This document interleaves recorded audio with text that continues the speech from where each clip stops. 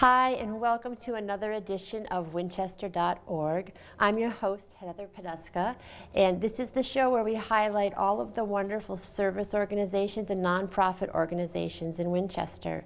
And I'm delighted to be joined today by Sean O'Brien, the Assistant Youth Director of the Winchester Unitarian Society. Hi, Sean, welcome. Oh, thanks for having me. Thank you so much for coming. We were talking a little bit before we started about the youth organization, and I didn't know much about it, and I was really surprised to hear how service-oriented the youth group is at the church there. Can you tell me a little bit about what they do and all the service projects that they're working on? Sure. Well, there's been the Winchester Unitarian Society Youth Group, which, around town, Wussy G is a word that you might hear. It's been a very active and pretty large group for a number of years, about 15 plus years, and for a huge amount of that time, doing service. I mean, we hear a lot about service learning and service projects, and now for graduating from high school and things, there's service requirements. But this group for many years has had a culture of doing very active service projects, taking trips to other communities in different parts of the country, doing work closer to home, and really very, very active, hands-on types of projects. It started a number of years ago with a partnership to Habitat for Humanity, an organization that's done great work for years. But the age requirements of Habitat for Humanity have sort of crept up over the years. So now having high school age students being able to do meaningful work has become a little more challenging due to liability and insurance and stuff like that. So we've partnered with different types of organizations, organized projects ourselves, and just done a lot of different types of work, like helping people rebuild after natural disasters, which started after Hurricane Katrina in November of 2005, just about 6 weeks after the hurricane. So what does that mean that you helped them rebuild? Did you actually go to New Orleans, or did you just send money, or did you do fundraising? What did the group do? Well, that's really the key, because a lot of times people are like, all right, something happened, who do I write a check to? And money's definitely required in situations like that. But after Hurricane Katrina, the then minister of the Unitarian Church heard from a minister of a church down north of New Orleans in Lacombe, Louisiana, and just was talking to him about what was going on and what he needed, and he just said, "We need people." Wow. And she said, "Okay." Well, usually they say, "We need money." Right, and that's and partially that was what was being reacted to in that situation. So we just rounded up some people and went down to just see what could be done, which really that's become kind of the mantra, is like, what does service look like? What do you do? Do you go into a community and decide, well, I have all of this knowledge, I'm going to tell you what you need, I'm going to build this for you when you need that? When really what you do is if you're in service to people, you just go and you do what they need. Mm-hmm. You allow people to tell you what they need, and you do your best to do it for them, whether it's your area of expertise or not. So what was their area of need, and what did the kids do for them? Well, after the hurricane, I mean, really there was massive amounts of just gutting houses and carrying soggy belongings and things like that, all of that sort of hands-on work. And then as the relationships continued and we kept going down to different communities, in years after that, we started going down to communities in the bayou down on the south, which were hit very hard and had received very little help after the hurricane. And it was just helping people rebuild and repaint and and whatever they needed. But beyond that, and this was witnessed very early on, what people needed was just people who cared to listen. Sometimes people needed to tell their story, like stories that had been heard hundreds and thousands of times, particularly in a disaster of that magnitude. People had a hard time talking to each other because everybody had lost so much. Right, right. And people had lost family members and houses and belongings. So people were hesitant to really get their feelings out because you're talking to somebody else that probably lost more than you did. And so being in a situation where a lot of times people were like, well, let me tell you, what my life is like now and what happened is as important as, putting up a wall or anything like that. So how did the high school students deal with that? It was... 'Cause it's not just pounding a nail into a board. No, it absolutely isn't. load. Right, it is a load, and it required a lot of kind of processing. And we talk a lot in our group about just about how people live and how to be sensitive to others and how to communicate. And but in that situation, it was just so unprecedented that I certainly didn't know. I mean, the very first time we went down, it was a very small group because it was actually during school. We actually had have youth get out of school to go down. So there was about 15 adults and I believe 6 youth went on that trip. And it was like, well, what are we going to expect? I have no idea. Yeah. And it was to experience that along just together in community, with the youth that I work with was a really, really powerful thing, which is how we approach working with teens anyway. And it's not a situation where we have adults and youth and there are chaperones and young people that have these completely different experiences. Although everybody's experience is different, we really try to have an intergenerational experience where everybody participates together. I mean, we put together work crews where we'll have work crew leaders for the day, and the youth are every bit as qualified, in some instances more qualified to lead a work crew than an adult is, and so sometimes that's exactly what will happen. So are the adults usually the parents of the teens, or are they different members of the church, or is it mixed?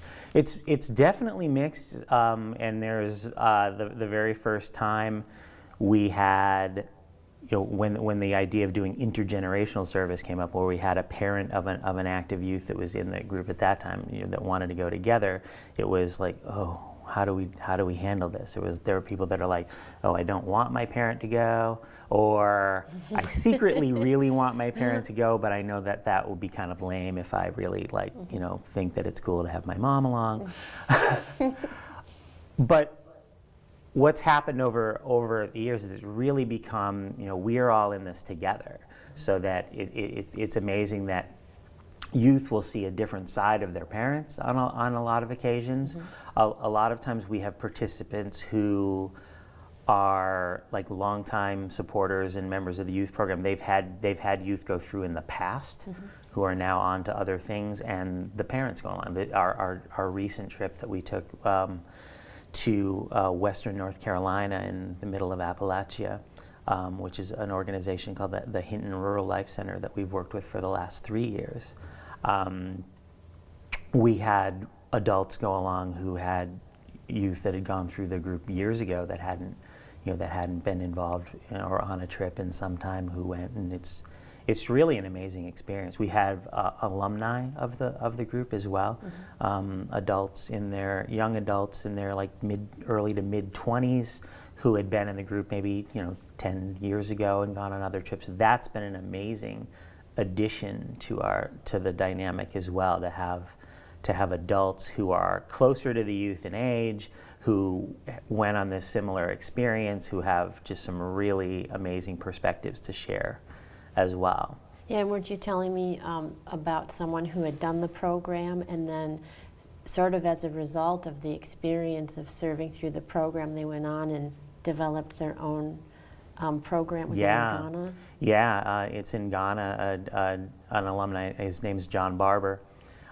He has a group called Ghana Act. You can look them up on the web. It's an amazing group that that works in the city in Ghana, based in the city of Ho, I believe, in Ghana, and they do work on schools and clinics and just amazing work. And it's really, I mean, it's really powerful to me to see somebody like John who really took the experiences that he had in doing service through our community and just carried it out into the world. And he actually went with us as an alumni participant on our recent trip to Appalachia, which was wonderful, and just continuing that connection. And we have, you know, numerous alums who've gone on to do all kinds of work in in disaster relief and education.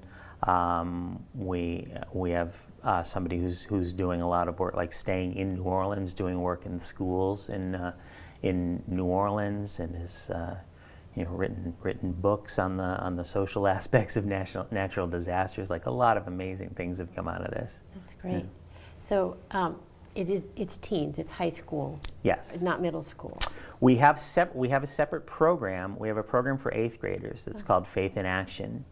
And it's kind of like the training program for becoming a part of WCG, the youth group. Although that definitely sells it a bit short. It's really become its own entity as well, where 8th graders start getting really initiated into the idea that their faith and their values are things that they can do something with.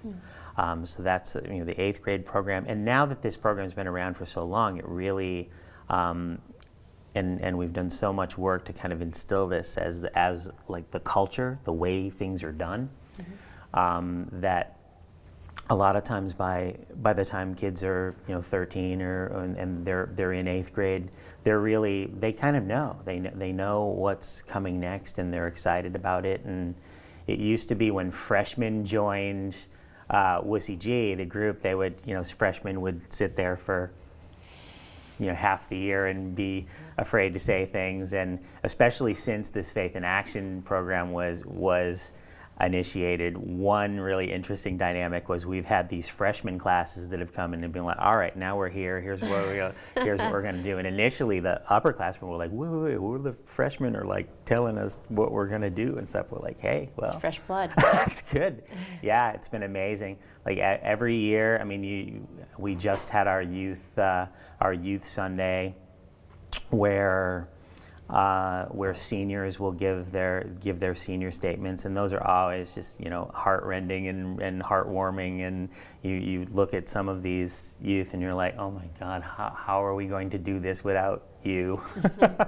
And every year we have amazing young people come in that just really take to it. I mean, people take to it in different ways.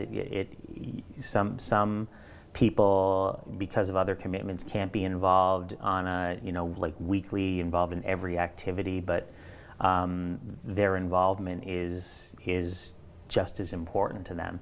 And then we have some youth who really it's just a huge part of their life, of who they are, especially outside of the school environment, which can get like a lot of very cliquish and very the fact that we have this group of youth from freshmen to seniors who really see each other as partners, and they deal with each other on a very, very peer level. And it translates over to the high school as well, because we have freshmen who will have juniors and seniors that say hi to them and talk to them in school that ordinarily probably wouldn't. Yeah, when you're in high school, those age differences seem like a huge abyss. Right. And then when you get older, they get smaller and smaller. But it must mean a lot to the younger ones to have that camaraderie with the older ones. We've certainly gotten feedback that says that's the case, and getting people out of their defined roles is really a huge part of it for adults as well. Yeah. So if someone is interested in joining, if they see this program or they hear about it, can they just join on their own? Do they have to be a member of the church? How do they get involved?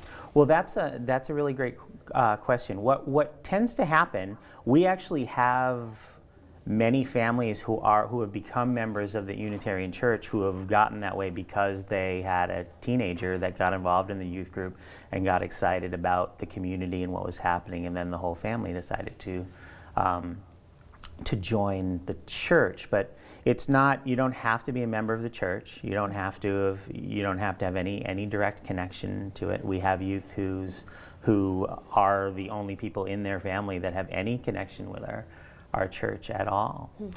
We meet on Sunday afternoons at 4:30. For new members that haven't been a part of the group before, it tends to be an easier fit to get involved at the beginning of the year because there's so much that happens throughout the course of the year. But you can, we definitely, meet with people individually to just discuss, how it might work for them, or meet with parents. You can go to the church on it's 478 Main Street in Winchester, and they can put you in touch with myself or with Jessica Rubenstein, who's the director of youth ministries there, and we'd be happy to talk to you. We take all comers. So, So I have another question, and it's just about the Universalist Church versus the Methodist or Catholic Church. How is it different from those kinds of churches? Is it because some people are unsure what is the Universalist Church? Well, the UU Church is it's a very open faith. In fact, a lot of people who practice another faith tradition are members of Unitarian churches because there's no specific theology involved, and beyond the 7 guiding principles, which are things like respect for the interdependent web of life, the free and democratic, the search for truth and meaning, the things that people can find community in, regardless of what their regardless of what their specific faith tradition might be. So it's certainly a very lively and active type of community with a lot of different points of view, since there are people who have Christian backgrounds, atheists,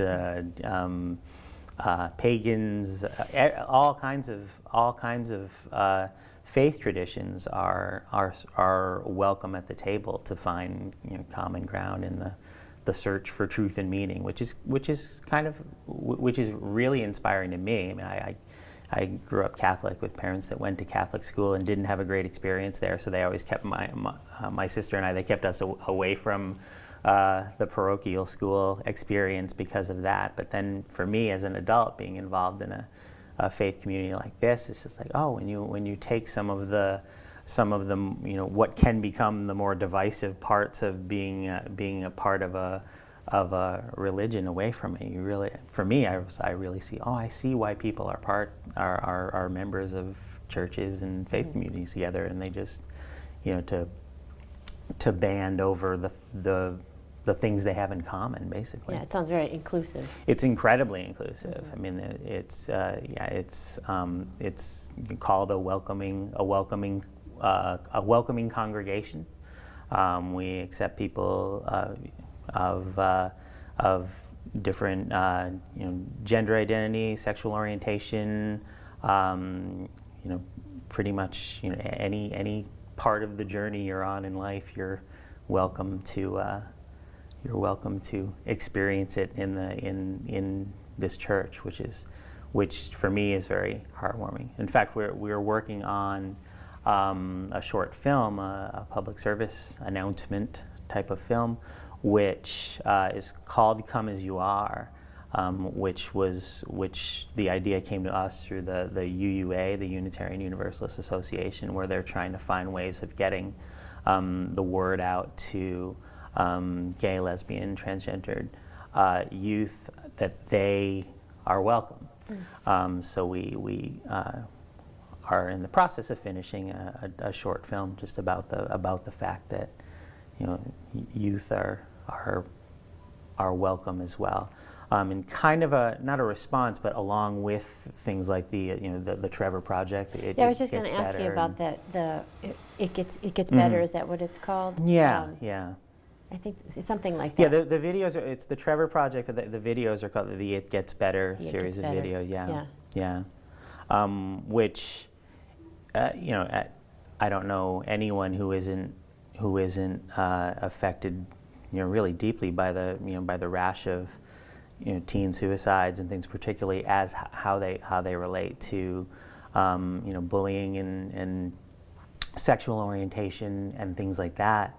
And so, you know, to me, the message of It Gets Better is, it's a great one to get out there, but we kind of felt like it might need it needs more voices as well, because I mean, I'm certainly not going to criticize something that's, you know, doing something that to me is just so positive. But when we got together to talk about the It Gets Better message, in some ways, the idea of telling people who are going through something, you know, huge and painful right now, that it gets better later, especially in the mind of a teenager. Right. Yeah. Maybe that's not always enough.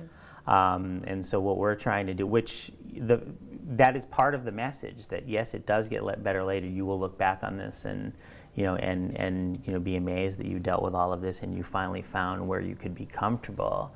We're just trying really, really hard to let people know that there is a place that you can be comfortable now, that it can get better now. And also getting back to our service work, one thing that I've heard from youth who have been involved over and over is, one of the things that's so powerful for them, like when you're a teenager, it seems like everything you're doing is for later. Like, I'm doing this because it's going to become relevant later. Doing this for college, for a job. I'm doing this for later. And you don't do anything that's for right now. I mean, even things like getting involved in sports and doing this, or, oh, you're doing this because you're doing it for later, because it will look good later if you do this now. And doing service and being involved in a group like this is, you can do this now. Like, you can make a difference in somebody's life right now, today, whether you're 14 years old, 17 years old. You can help. You can make a change in somebody's life today. Well, and the great thing about it is it's a gift for them. This serving is a gift for yourself as well. Oh, absolutely. I mean, the feeling that comes from that, in realizing that you might not be the world's best carpenter or anything like that, but you can do something that somebody needed you to do. You can also, I mean, it's not the worst thing in the world to know how to fix the toilet when it's leaking either. Absolutely. Which we also have had situations where we have youth who are like, and something happens in their house and they're like, oh yeah, I know how to do that, because we did that in North Carolina. Well, maybe you can set up a little side business for your youth. We certainly could, and we're also looking at local things as well, like a lot of getting involved in the local community as well. Before we run out of time, I wanted to ask you about, you mentioned a book that you were. Oh yeah. There's a book that was released. Its first printing is just about sold out, and the second printing is on its way. It's a book called "What We Do Matters: A UU Congregation Reflects on 15 Years of Service." I think that's the whole title. And it's a beautifully done book, which is basically a compilation of essays and reflections and photos of people who have been involved in the Winchester Unitarian Society's service work over the last 15 years. So we have reflections from people that were involved as youth as long as 15 years ago, people who are currently in the group, adults who have been involved. And it's really it's really an amazing read, if I do say so myself. But it's also we weren't sure when the idea to do something like this came about. We weren't sure, like, well, this is nice for us, I suppose. But one of the things that we've been really pleasantly surprised about is that congregations from all over the country have been ordering this book to to find out about how to sort of try to grow this culture in their own community. That's great. And so that's been and that's what we were hoping for, That's because great. that's been as important to us as anything, really. So what's on the agenda for this year for the service projects? Well, we actually Well, I guess the year is kind of ending. Yeah, but- the year is winding down, but we have there's a lot of exciting things coming up. I mean, we're trying to turn, not our focus, but we're trying to get as involved locally as we can. And we've done work in our local area in the past, and up through now. We worked in for 2 years. We worked in Roxbury with the UU Urban Ministry and created a vacation interactive like camp for young kids that were the high school students actually were working with first, second, third graders, which was it was great. It was like free for participants. Wow. And we're working towards doing a lot more things like that. We want to start doing a lot of work with food and cooking, and like teaching healthy cooking to kids and youth, and we're always looking for new things to do. That's great. Well, it just sounds like a wonderful program, and that you're helping communities outside of Winchester, helping communities locally in and around Boston, and helping the kids and the families that go to the church and belong to the group. It sounds really just like a really safe, welcoming place, and we're really lucky to have you here today, and that you serve Winchester in such a wonderful way. So thank you so much for coming and sharing all the things Thanks so much for having me. about the group. Thank you. Thanks. And thank you for joining us for another edition of Winchester.org. We hope to see you next time. I'm your host, Heather Podeska.